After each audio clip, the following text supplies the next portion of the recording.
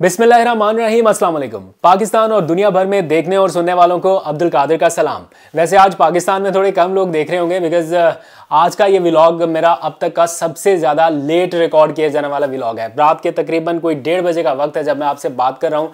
कुछ अहम मसरूफियात रही आज ज़ाती नोयत की, इस वजह से मैं व्लॉग रिकॉर्ड नहीं कर सका। कुछ देर पहले करना चाहता था लेकिन मौका नहीं मिला, तो मैंने सोचा आज एब्सेंट कर लिया जाए।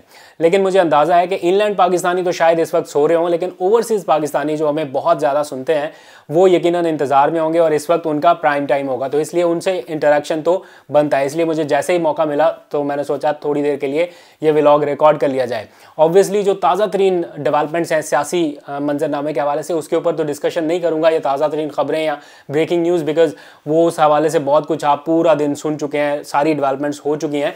लेकिन तज्जिया ज़रूर अपना शामिल कर सकते हैं बिकॉज पाकिस्तान का जो सियासी मैच है वो इस वक्त फैसला कुन मरहले में है। ज़मान पाक से मैं कुछ ही मिनट्स की ड्राइव के फासले पे हूँ, लाहौर में हूँ इस वक्त, और मुझे अंदाज़ा है कि ज़मान पाक में किस किस्म की मुलाकातें हो रही हैं और किस किस्म के फैसले वहाँ पर लिए जा रहे हैं। फैसला अभी भी वही है, इमरान खान फुल ऑन डटे हुए हैं इंतहाई प्रेशर के बावजूद, और कुछ ऐसे डिसीजन जिनका दबाव है कि ये इस मौके पर ले लिए जाएं, लेकिन वो खड़े हो गए हैं और वो कह रहे हैं कि किसी सूरत अपने इन फैसलों से वो पीछे हटने के लिए तैयार नहीं है। कुछ उनके करीबी लोग भी और कई इधर उधर से जो सियासी लोग हैं वो भी चाहते हैं कि इमरान खान कुछ डिसीजन से बैकआउट करें, लेकिन वो डट चुके हैं और कह रहे हैं कि किसी सूरत पीछे नहीं हटूंगा, बल्कि इससे भी ज़्यादा फर्म तरीके से या स्ट्रॉन्ग तरीके से वो आगे आएंगे।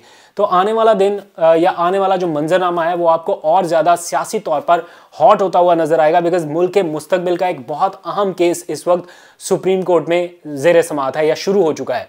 एक तरफ एक अटैकिंग पोजीशन है, एक अग्रेसिव पोजीशन है टूवर्ड्स सुप्रीम कोर्ट या अदलिया, और जिस तरह से आज तस्वीर दिखाई गई हैं मुअज़्ज़ज़ जजेस की और जिस तरह से इल्ज़ाम तराशियाँ शुरू कर दी गई हैं, ये बयानियाँ बहुत भारी पड़ सकता है कुछ लोगों को जो इस बयानियों को लेके आगे चल रहे हैं। देखना ये होगा कि मरियम बीबी जिस तरह से इस बयानिए को लेके आगे बढ़ना शुरू हुई हैं, जिस तरह से एक अटैकिंग पोजीशन में वो आई हैं, क्या बाकी लोग इस बयानिए का बोझ उठाने के लिए तैयार है?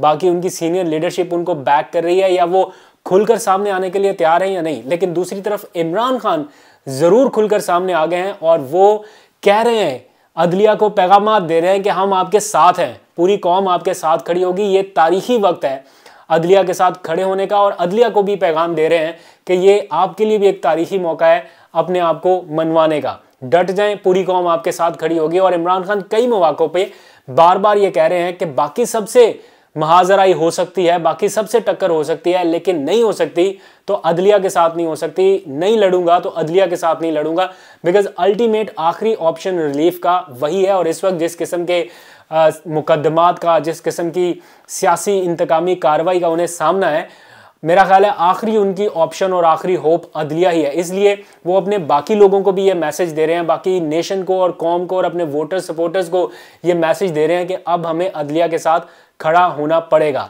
देखते हैं कि वहाँ से क्या पैगाम आते हैं। लाहौर का मंजरनामा आपने देख लिया, लाहौर के बाद पेशावर भी छा गया, जेल भरो तहरीक जो उनकी शुरू हुई है, और पेशावर में जो मनाजर आज देखे उसमें भी बड़ी तादाद में लोगों ने पार्टिसिपेट किया। ये जेल भरो तहरीक को डिफरेंट ओपिनियन से लिया जा रहा है। आप लोग भी कमेंट सेक्शन में बता रहे हैं कि आप लोगों के नज़दीक ये किस किस्म की मूवमेंट है, कामयाब है, नाकाम है, या इसमें मज़ीद एग्रेसिव होने की ज़रूरत है। लेकिन इमरान खान साहब के नज़दीक उन्होंने बड़ा सोच समझ कर ये मूव किया बिकॉज अगर ये भी ना करते तो फिर उनके लिए और ज़्यादा मुश्किलात पैदा हो सकती थी। इसलिए जो इस वक्त प्रेशर उनके ऊपर था, इसको रिवर्ट करने के लिए या इसको बिल्कुल रिलीज़ करने के लिए उनकी ये मूवमेंट इस वक्त उनके नज़दीक और उनके कुछ साथियों के नज़दीक सक्सेसफुल हुई है। पेशावर में जो रिस्पांस आज नज़र आया, लाहौर और पेशावर, ये दोनों तो इमरान खान के नज़दीक उनके टेस्ट में कामयाब रहे हैं क्योंकि बड़ी तादाद में लोग निकले हैं। और जो एक मैसेज जिस तरह से जा रहा है कि हाँ हम खड़े हैं, कर लें गिरफ्तार, जिसने लेके जाना ले जाएं। तो दूसरी तरफ अब रावलपिंडी और इस्लामाबाद की बारी है। तो कल यानी आज जो तारीख बदल चुकी है, रावलपिंडी से यानी इस्लामाबाद से इसका बाज़ाब्ता आगाज़ होने वाला है। तो देखते हैं वहाँ पर किस किस्म का रिस्पांस आता है। दोनों तरफ से भरपूर किस्म की महाजराई देखने में आ रही है। एक तरफ से ये है कि तुम आओ हम देखते हैं, और मुख्तलिफ जेलों में रखा जा रहा है जो गिरफ्तार होने वाले लोग हैं। गिरफ्तार तो इकट्ठे हुए लेकिन ये इकट्ठे रह ना सकें, इसका भी बंदोबस्त किया गया है। और जो ताज़ा तरीन अपडेट्स मौसूल हुई, Shah Mahmood Qureshi senior vice president, इनको अटक जेल में भिजवा दिया गया है और 30 दिन की नज़रबंदी का बाज़ाब्ता नोटिफिकेशन पंजाब की जानिब से, पंजाब हुकूमत की जानिब से जारी कर दिया गया है। कुछ लोगों के ऊपर दहशतगर्दी की दफात के तहत मुकदमात भी दर्ज किए जा रहे हैं जो कि संगीन नोयत के मुकदमात हैं और ये मुकदमात एक ऐसी हुकूमत के ज़रिए दर्ज किए जा रहे हैं जो अपने आप को निगरान हुकूमत कहती है, यानी गैर जानिबदार हुकूमत कहती है। और इस हुकूमत ने कब तक कायम रहना है इसको खुद भी नहीं पता, because supreme court of Pakistan में पंजाब असम्बली की तहलील का मामला एक बार फिर से डिस्कस हुआ कि क्या पंजाब असम्बली की तहलील कानूनी भी थी या नहीं। ये सुप्रीम कोर्ट के 2 जजेस की जानिब से या शायद गालिबन जस्टिस अतर मिनुल्लाह की जानिब से रिमार्क सामने आए हैं और इस तरह के रिमार्क्स भी सामने आए कि क्या इसको वापस बहाल किया जा सकता है। इसके ऊपर भी एक नोट या सोच विचार जारी है। तो आप अंदाज़ा करें कि एक ऐसा सिनेरियो भी डेवलप हो सकता है जजेस के मुशावरत से या उनके कंसेंसस से, या कोई ऐसा फैसला भी आ सकता है कि ये असम्बली की जो तहलील थी वो गैर कानूनी थी और इसको वापस रिस्टोर कर दिया गया। तो इसका मतलब है कि परवेज़ इलाही साहब वापस वज़ीर आला भी बन सकते हैं और इस हुकूमत की छुट्टी भी हो सकती है। लेकिन अगर सुप्रीम कोर्ट इस साबिक हुकूमत को बहाल करती है, यानी पंजाब हुकूमत को बहाल करती है, तो क्या उसके ऊपर कोई बार लगाएगी कि अब ये डिसॉल्व नहीं हो सकते। यानी सोच विचार तो ये है ना कि ये पार्टी चेयरमैन की हिदायत पर, यानी इमरान खान के कहने पर या उनके दबाव पर तहलील की गई थी, तो इसलिए ये तहलील ही गैर कानूनी थी, इसको वापस रिस्टोर कर दिया जाए। लेकिन अगर रिस्टोर किया जाता है और उसके बाद अगले दिन परवेज़ इलाही साहब फिर कहते हैं कि मैं अपनी मर्जी से तहलील कर रहा हूँ, तो क्या ये सारा प्रोसेस दोबारा से शुरू होगा। मेरा नहीं ख्याल कि इस तरफ सुप्रीम कोर्ट जाएगी। अब आगे इलेक्शन की तरफ मामला बढ़ रहा है, 30-35 दिन हो भी चुके हैं, तो आगे इलेक्शन की तरफ ही जाना होगा। लेकिन ये चूँकि थॉट है तो सोचा कि इसके ऊपर भी थोड़ी डिस्कशन हो जाए कि अगर वापस रिस्टोर भी होती है तो क्या ये पीटीआई के फ़ायदे में या पाकिस्तान के फ़ायदे में है या नहीं।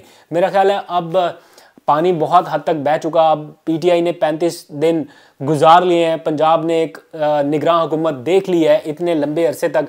अगर ये गैर आइनी थी या गैर कानूनी थी तो मेरा ख्याल है फौरी तौर पर अज खुद नोटिस होता और जल्द अज जल्द उसके ऊपर उसी वक्त उसको रिस्टोर कर दिया जाता। अब तो काफ़ी देर हो गई, लेकिन स्टिल चूँकि मामला अदालत में पेंडिंग है, मौजूद जजेस ने उसका डिसीजन देना है। लेट्स सी क्या डिसीजन आता है। इस वक्त बहुत ज़्यादा प्रेशर क्रिएट करने की कोशिश की जा रही है मौजूद जजेस पर या अदलिया के ऊपर, और जिस तरह से रेफरेंस भी दायर कर दिया गया सुप्रीम कोर्ट के मौजूद जज के अगेंस्ट, और रेफरेंस दायर करने वाली शख्सियत कौन है, वही शख्सियत जो इमरान खान के कत्ल के मरकज़ी मुलज़म नवीद का केस लड़ रहे हैं, वही मियाँ दाऊद एडवोकेट रेफरेंस दायर कर रहे हैं जस्टिस मुज़ाहिर अली नकवी के अगेंस्ट, और बहुत सारी डिटेल्स उनके खिलाफ पेश की गई। तो ये एक मुनज़्ज़म जो कैंपेन है वो एक ऐसे मौके पर लॉन्च की गई है जब बहुत क्रूशल केस इस वक्त ज़ेर समाअत है। तो लेट्स सी अदलिया अपना वकार बहाल कराने में किस हद तक कामयाब होती है या क्या आगे के सर्कमस्टांसेस रहते हैं। पाकिस्तान के मुस्तकबिल की सियासत पर इसका बहुत गहरा असर पड़ने वाला है। लेकिन इस वक्त जो इमरान खान की स्ट्रगल है आज़ाद अदलिया के साथ साथ इस मुल्क की आज़ादी के लिए, वो भी अपनी तरफ जारी है। उन्होंने अपने लोगों को किस तरह से पेश किया गिरफ्तारी के लिए, उसके ऊपर अलग से तनकीद हो रही है, लेकिन उनके लोग, उनकी सीनियर लीडरशिप इस वक्त जेल में गए हैं।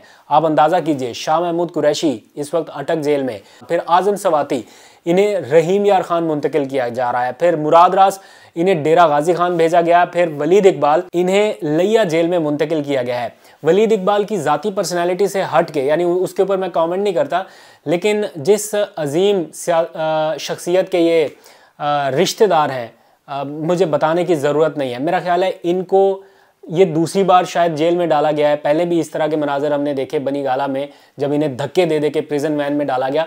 मेरा ख्याल है इनके साथ लिहाज होना चाहिए था। वैसे तो आई अंडरस्टैंड के सब इक्वल हैं, लेकिन एक ऐसी शख्सियत जिसका अल्लामा इकबाल के साथ क्या ताल्लुक़ है और क्या निस्बत है उनकी, मेरा ख्याल है उसका एहतराम हर सूरत में होना चाहिए था। मेरी ज़ाती राय है, इनको फौरी तौर पर रिलीज़ होना चाहिए। इनको अगर वो खुद भी गए कि पकड़ के इनको जेल में डालें तो नहीं होना चाहिए था इनके साथ इस तरह का बिहेव। और उमर चीमा जो साबिक गवर्नर पंजाब थे और अभी के वज़ीर दाखिला भी रहे हैं, ये भगकर जेल में जा रहे हैं, चले गए हैं, बल्कि उनको भेज दिया गया है। ये जिम्मेदारी सिर्फ एक सियासी जमात की या एक सियासी जमात के सरबराह की नहीं है। अगर बहसियत कौम आज़ादी चाहते हैं तो मेरा ख्याल है ये कलेक्टिव एफर्ट होनी चाहिए पूरी नेशन की। आपको जो ठीक लगता है, जो गलत लगता है, फैसला आपका अपना है, लेकिन एटलीस्ट कोई भी डिसीजन करते वक्त या इन हालात में कम से कम रियलिटीज़ को, ग्राउंड रियलिटीज़ को मद्देनज़र ज़रूर रखें। फैसला बहरहाल आपका है, लेकिन उसका इस्तेमाल बहुत सोच समझ के करना होगा। आने वाले दिन और ज़्यादा क्रूशल होंगे और पाकिस्तान के लिए मज़ीद मुश्किलात का बाइस भी बन सकते हैं अगर सही डायरेक्शन में फैसले ना लिए गए। इसमें सारे स्टेक होल्डर्स को फैसले लेने हैं, किसी एक सियासी जमात को नहीं, अदलिया को ही नहीं, इस्टेब्लिशमेंट को ही नहीं, ओवरऑल कलेक्टिव बेस्ट डिसीजंस करने होंगे। कल शहबाज शरीफ साहब की जानिब से एक अपेक्स कमेटी का इजलास बुलाया गया है, जो पाकिस्तान की सबसे बड़ी कमेटी है वज़ीर आज़म के मातहत, जिसमें सिविल मिलिट्री लीडरशिप मुल्क व कौम के हवाले से कुछ अहम डिसीजन ले सकती है। वैसे तो सिक्योरिटी की सूरत हाल के ऊपर गौर होगा, कल आपको अपडेट करेंगे फर्दर क्या तफसीलात हैं, लेकिन चूंकि ये अपेक्स कमेटी है तो बहुत सारे एजेंडाज इसमें डिस्कस हो सकते हैं। अल्लाह करे पाकिस्तान की तरक्की, खुशहाली और सलामती का एजेंडा सर फहरिस्त रहे। आपको फर्दर अपडेट करते रहेंगे। आज तक के लिए इतना, अपना बहुत सा ख्याल रखिए। खुदा हाफिज़।